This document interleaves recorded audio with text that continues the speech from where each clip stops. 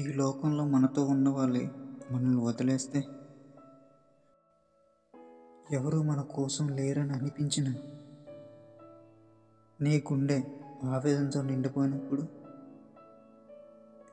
దేవుడు మౌనంగా ఉన్నట్టు అనిపించినప్పుడు, ఒక వాక్యం మన మనసును నమ్మకంగా నిలబెడుతుంది.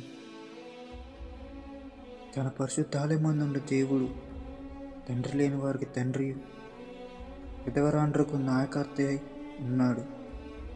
కీర్తనలు 68:5. అవును, దేవుడు అనాథలకు తండ్రిలా, విధవరాలకు రక్షకుడిలా మనందరికీ ఆశయంగా ఉంటాడు. నీకు ఎవరు లేకపోయినా నీ కోసం నిలబడే దేవుడు ఉన్నాడు. నీ కన్నీళ్లను తుడిచే చేతి కోసం ఎదురు చూస్తున్నావు. ఆ చేయి యేసుక్రీస్తు యొక్క చేయి. ప్రపంచం వదిలిన దేవుడు వదలడు. అతడు నిన్ను ఎప్పుడూ ప్రేమిస్తాడు. నీ బాధల్లో నిన్ను విడిచిపెట్టాడు. ఈరోజు నీకు ఓ మాట చెప్తున్నాను, నీవు ఒంటరిగా లేవు. నీ వెంటే దేవుడు ఉన్నాడు.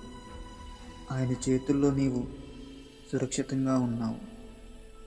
నిన్ను వదిలేసిన ప్రపంచం ముందు నిన్ను ప్రేమించే దేవుడు నిలబడ్డాడు.